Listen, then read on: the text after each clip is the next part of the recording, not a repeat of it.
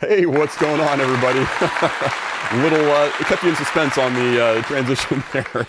Thanks so much for joining us for today's episode of the TypeAlias Show live stream. There's been a lot going on in the Kotlin and Android worlds lately. So today we're going to look at some of the updates in Kotlin 2.3.20. Android's got a new LLM benchmark we're going to look at. There are a few noteworthy updates in Android Studio Panda 2, and we've got now some more details about how sideloading is going to work on Android. So we're going to take a look at all of that and more.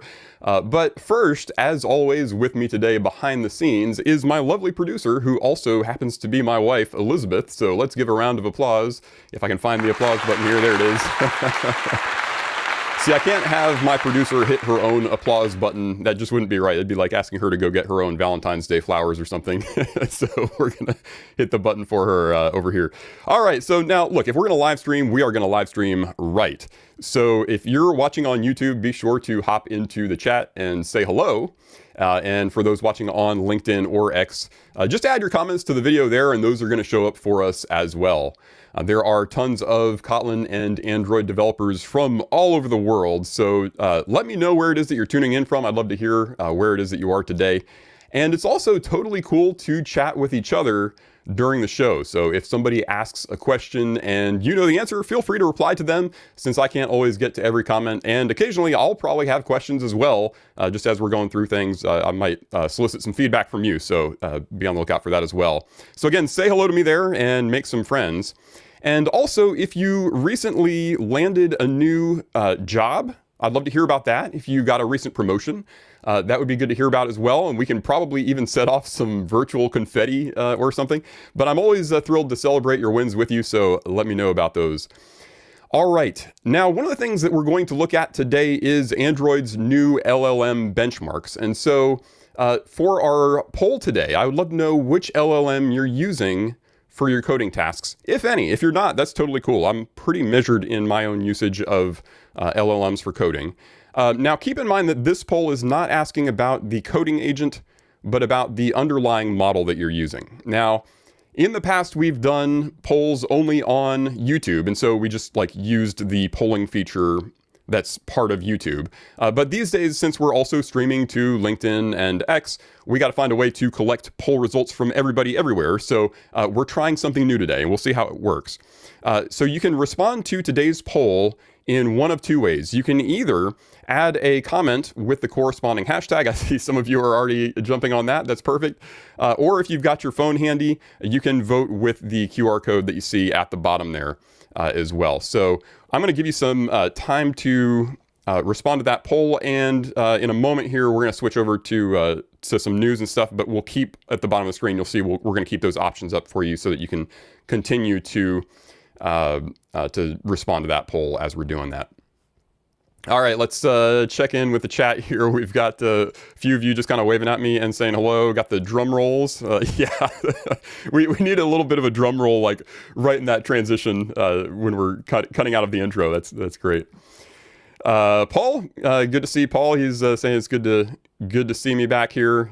So Paul, hope you're doing well today there as well.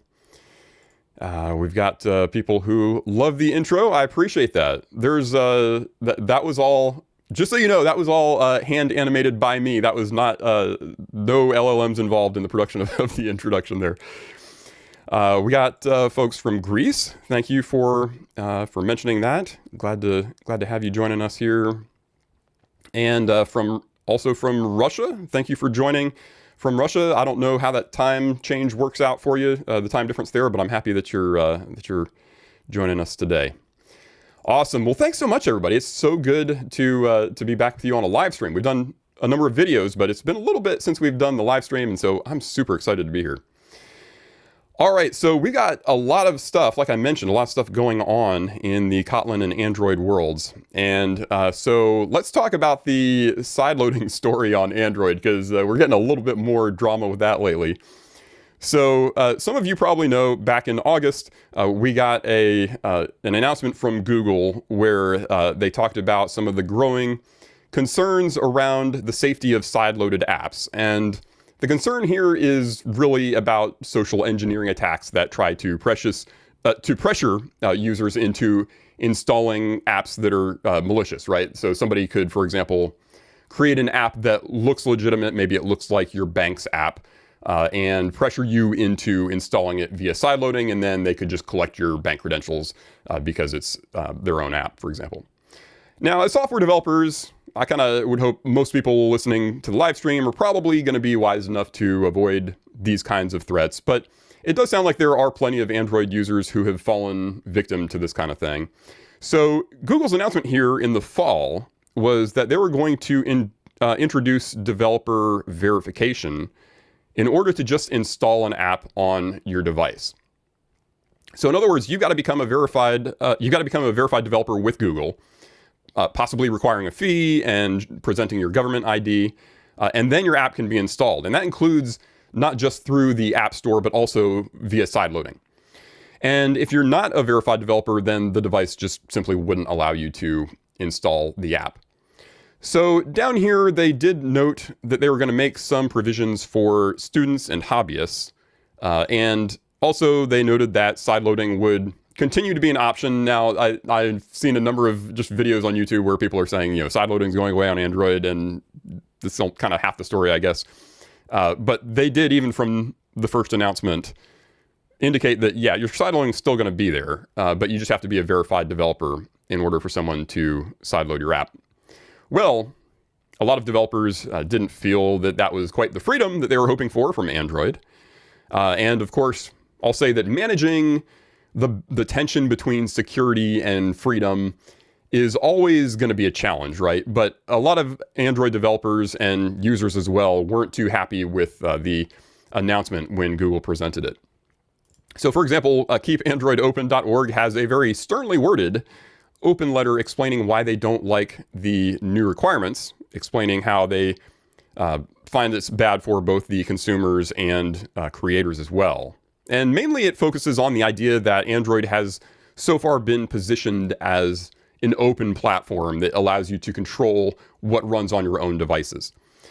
And tell you what, if you really want to get into all the drama, they have a very thorough list of references, editorials, and blogs, videos, and more. The discussions, of course, as well here from Y Combinator and Reddit. So there are plenty. If you're looking for some opinions about the announcement, you will find plenty of them here.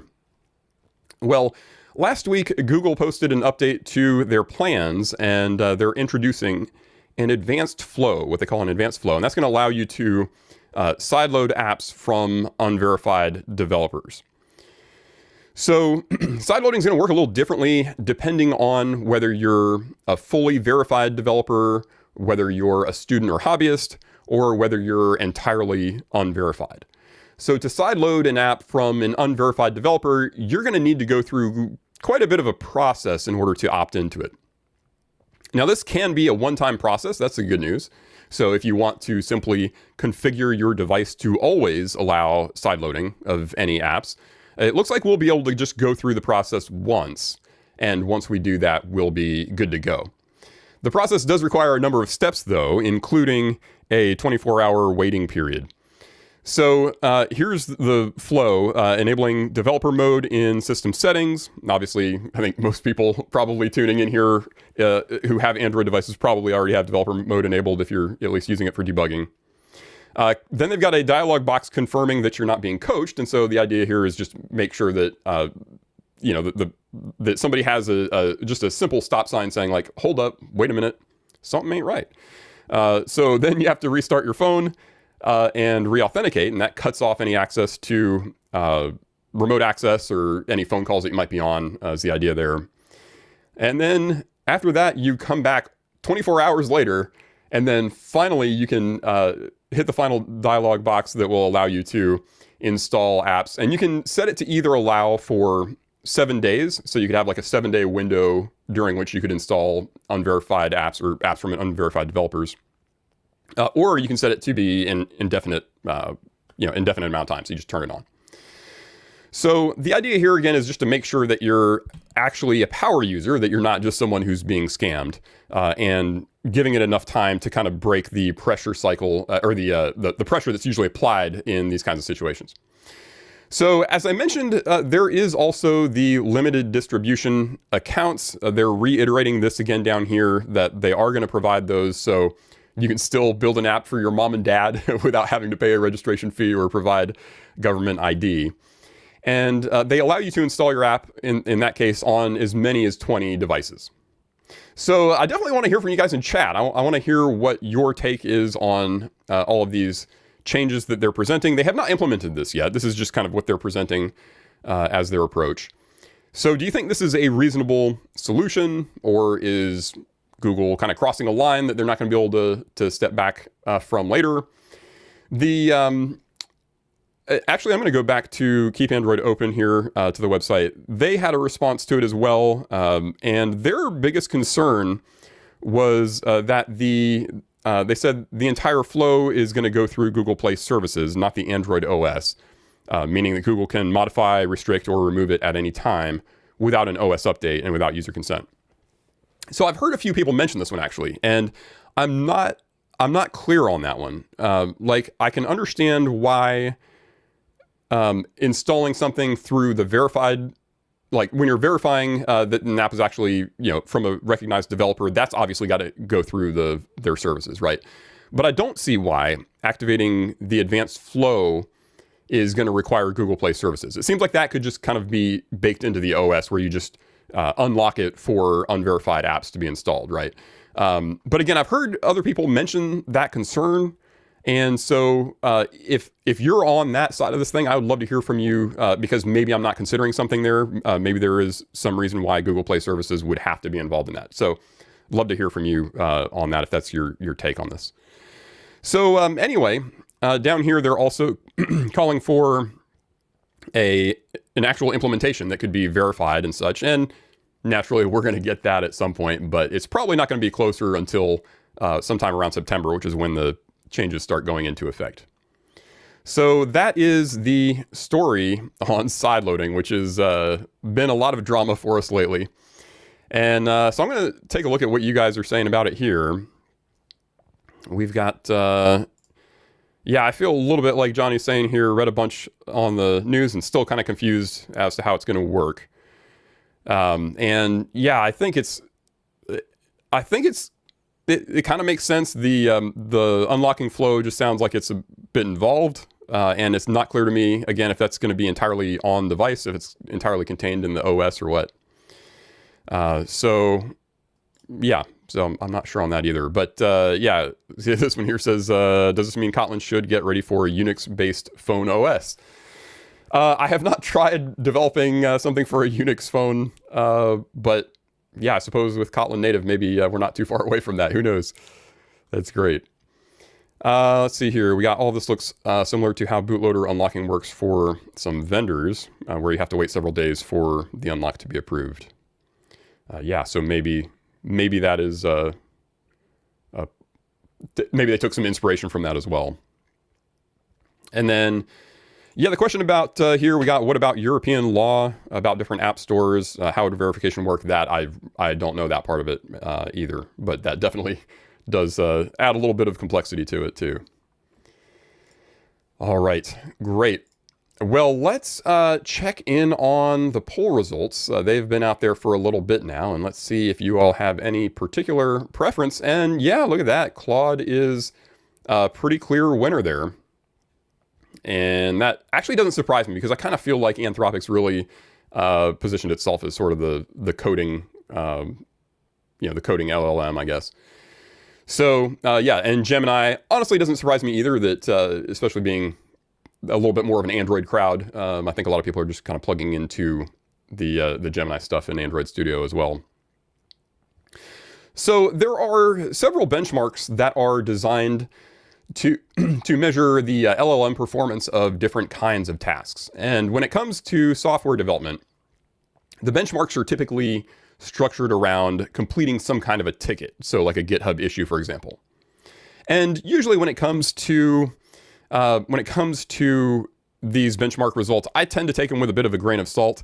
But we did get a new Android bench, and that is not the one. Let's switch over here. We did get a very tuned for Android benchmark that is designed to check for Android-specific tasks. And so we do have some coding LLM benchmarks out there, but a lot of them are just kind of general programming tasks, and not all coding tasks are created equal. So this Android bench is really designed to specifically focus on those things that are unique to the Android world. And so this is their announcement article. And you can see they are focusing on scenarios that involve things like breaking changes across Android releases, domain-specific tasks like networking on wearables, migrating to the latest version of Jetpack Compose, that kind of thing. And just like the others that are out there, each evaluation attempts to have an LLM fix the issue reported in the task, which we then verify using a unit or instrumentation test. And so we'll get to the results here on the leaderboard in just a second. But yeah, you can see how this is particularly focused on things that are particular to Android. And they also, we'll look at the methodology in just a minute, but they also did take a lot of effort to get something that would seem like it would be representative. But it is only 100 tickets that they work on. So we'll talk about that here in just a moment.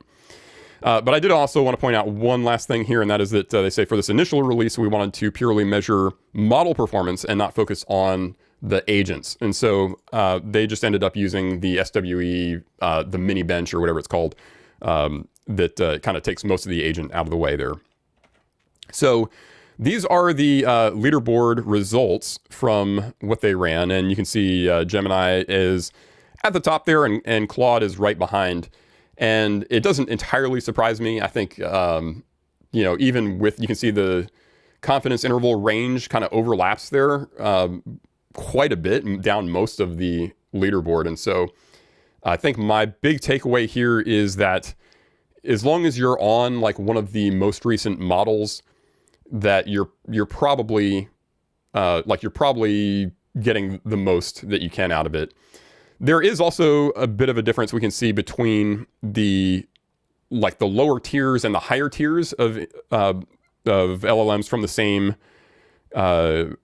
providers. So we got, like, for example, the difference between Opus and Sonnet is pretty clear, and the difference between Flash and Pro for Gemini is also pretty clear. Now, like I mentioned, they've got another tab for methodology here, and so I'm going to just kind of look over this for a moment.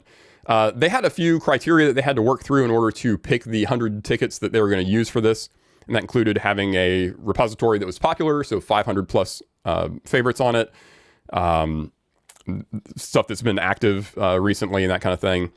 And for the most part, they were able to find a lot of these from, we'll take a look at it in a minute, but a lot of them are from apps and libraries that you're probably familiar with, things that you've probably heard of before.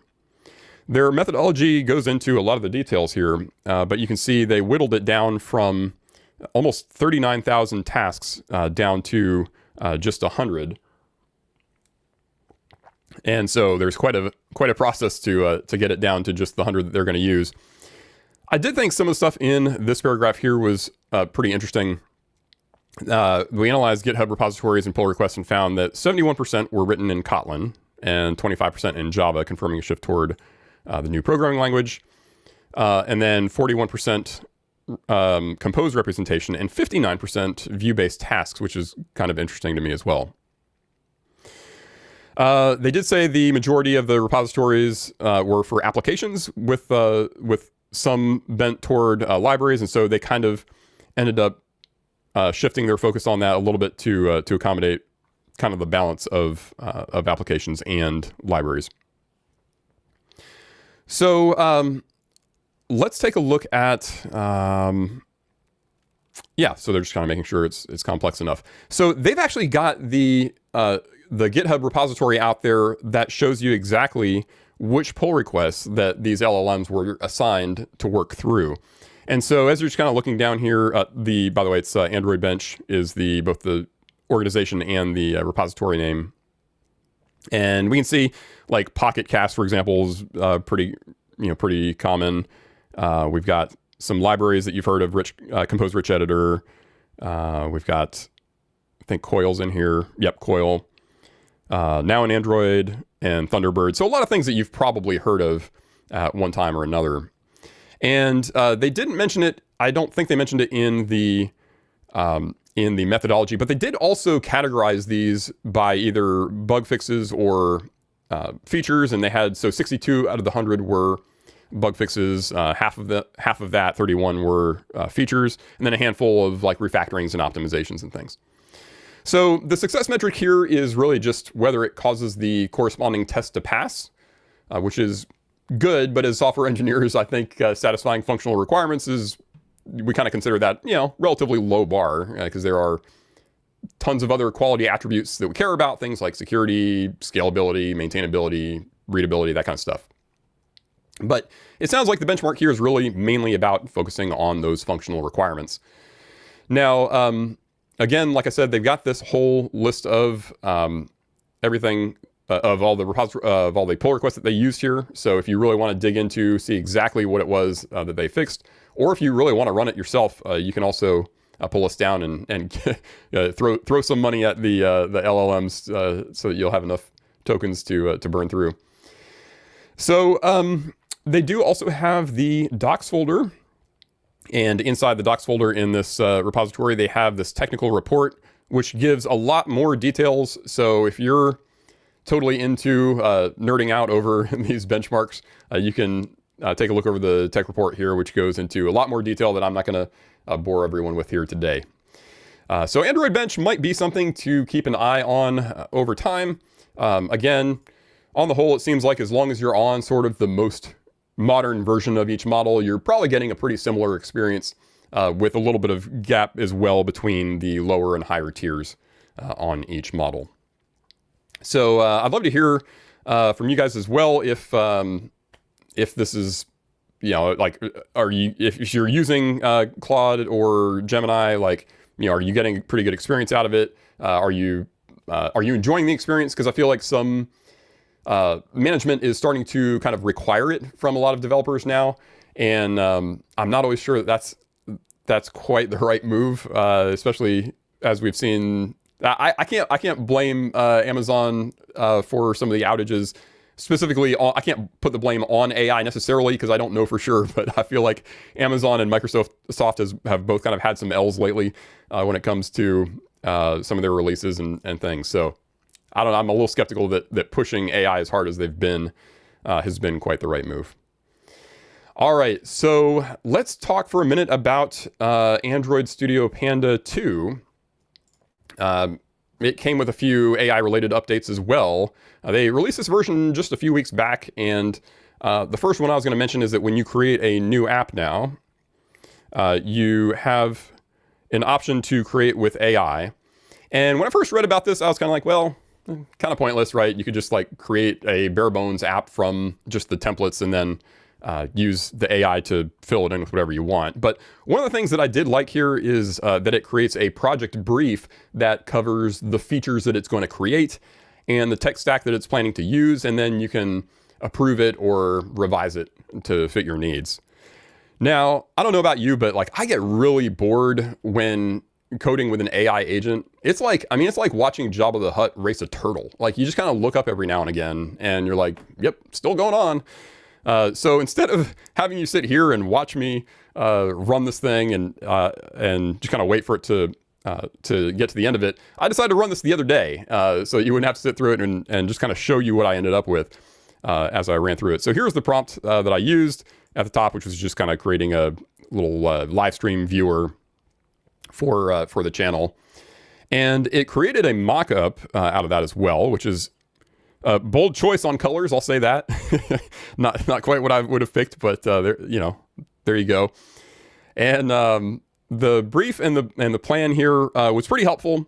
So yeah, I originally had mentioned it was going to use, I guess this one's already been updated, but here you can see it. Originally mentioned it was going to use retrofit and Moshi for JSON parsing. So I just kind of responded and said, nah, let's use KTOR and Kotlin X serialization. So it updated everything. And took a little while. You can see 51 minutes and 28 seconds to get through the whole thing. And we had a little bit of slowdowns in the middle, but still that's took a little while. So if you want to get a little bit more of a head start than the regular project templates give you, then this might be a good option for you. I think in most cases, I'm probably going to stick to just generating a bare bones app and constraining my AI to smaller focused tasks. There is one other AI update in Panda 2 as well, and it's one that I'll probably use a little more often than this one actually, and that is they added an intention to update all of your dependencies using the latest to the latest versions using AI, and that's this option here. So of course we've always had tooling that can update our dependencies to the latest versions. You can see the highlights here show me exactly what's out of date. So that part's not new, but when it comes to breaking changes in those dependencies, it's usually been up to the developer to go figure them out. So I think the big benefit here is that we can use the AI to not just update dependencies, but also resolve any of the issues that arise from those updates. So this is another one where, again, I kind of suppose you could just kind of ask the AI agent to do it for you, but having the intention action there to intentionally prompt the AI to do this could be handy. So that is going to do it for Panda 2. So I'm excited to get into a little bit of Kotlin 2.3.20. We're going to start with, let's pull up IntelliJ here. I'm going to close down Android Studio. Just give us a little more resources back. There we go. All right. So in Kotlin 2.3.20, this is a pretty recent release here. And I want to start off with some updates to context parameters that were announced.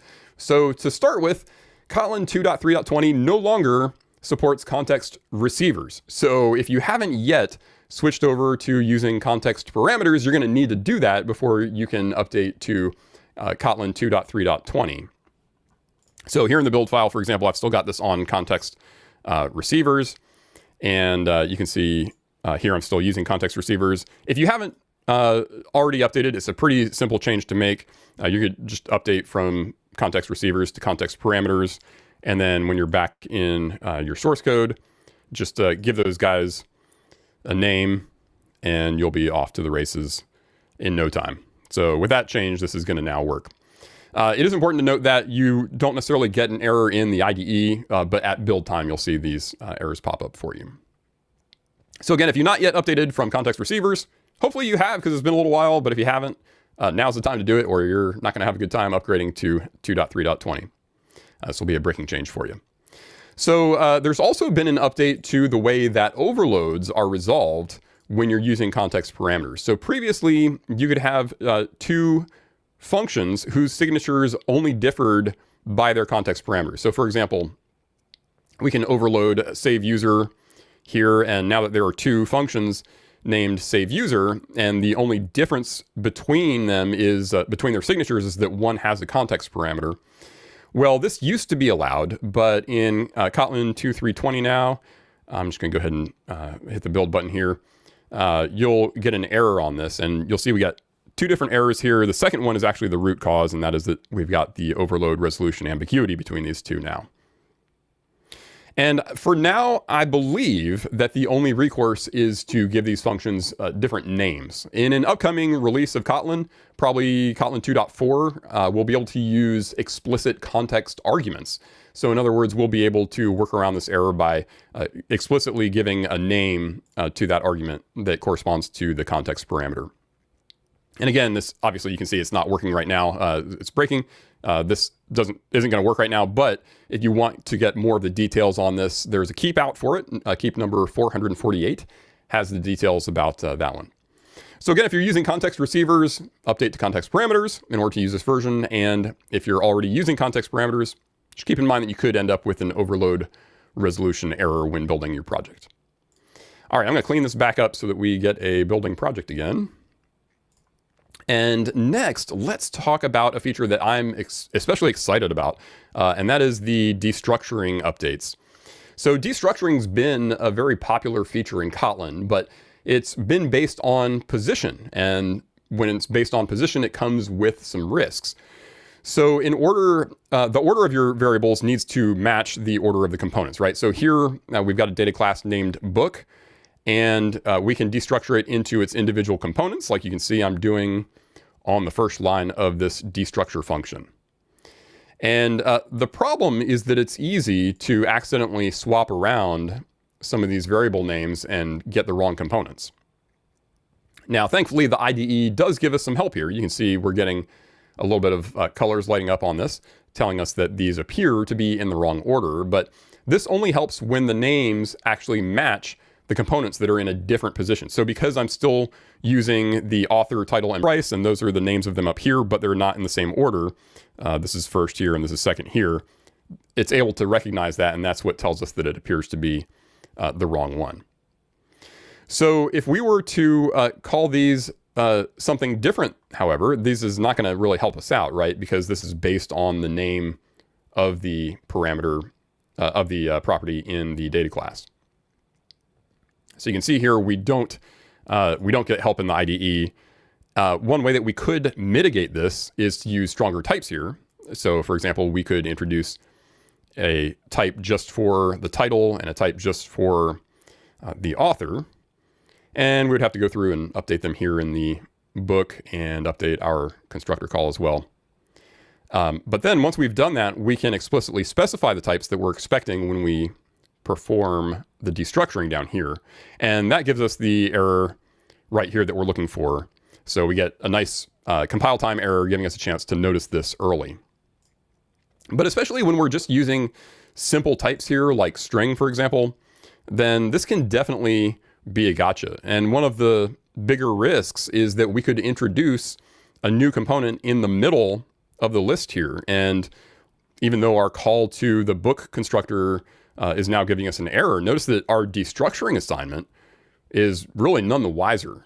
So if we were to fix the constructor call here and not change anything else, we don't have any broken code here. If we run this thing, you can see we won't actually notice anything's wrong until runtime. And even then, there's not any exception here. We would have to notice that the output is simply wrong right here, that the author and the price and all of these are completely off.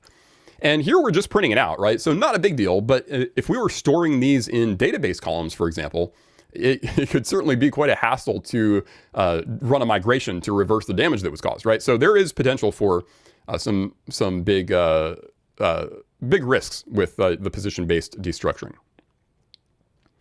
So in Kotlin 2.3.20, there's a new experimental feature that allows us to use name-based destructuring instead. And because it's experimental, of course, we're going to have to opt into it here. So I'm just going to add the opt-in, and it's got 3 different modes. And so I'm going to start with the one that's named complete. And this is going to give us a preview of what the Kotlin team expects this to look like in its final form. So this is kind of like as if we're opting into this thing completely. So I'm going to run got the Gradle sync there looking good. And with this update, you can see now we're getting these errors here in our destructuring assignment because the names that we've got don't match the names of the components. So to fix this, we could just use the same names as the components have. So we can come back through here and update each one of these to match. And now, even though you can see these are all they're in different order, but when we run this, we'll see that the variables were actually assigned the intended values. Now, you can see we do still get the warning in the IDE. So the inspection here in the IDE is not aware of the new feature. So if you turn this on, you're probably just going to want to disable that inspection. But again, the values are assigned exactly like we wanted. Now, if we do want to use a different name from the component, we can simply use an assignment like this, and that'll work. And it's worth noting here that when we're using the complete mode for this feature, like we're doing now, the syntax that you see here is really just a shorthand for the more explicit form of name-based destructuring. And let me show you what that looks like here. So even though the syntax highlighting here obviously isn't catching the val keywords, not distinguishing them, this is still completely valid code that the compiler is going to respect because we got the feature flag turned on. Now, if you still want to use the position-based destructuring that you've been used to, you'll still be able to do that. So let me reset this code with what we had before. And to use position-based destructuring instead, we'll just use brackets instead of parentheses like this. And then we can give these variables whatever names we want, and it'll work the same as it had previously. And stand by for 1 second. I think we're getting just a little bit of cracking on the audio, so I'm going to restart my audio service here. All right, hopefully that did the trick. All right, now, of course, this is a breaking change. So this is going to require a migration over time. And as I mentioned before, there are 3 modes that you can use when you enable this feature. So let's go back to our build file here. And we will change this from only syntax, from complete to only syntax. And we'll give this a Gradle sync here. And with this, we can opt into the new syntax, including the explicit name-based destructuring here.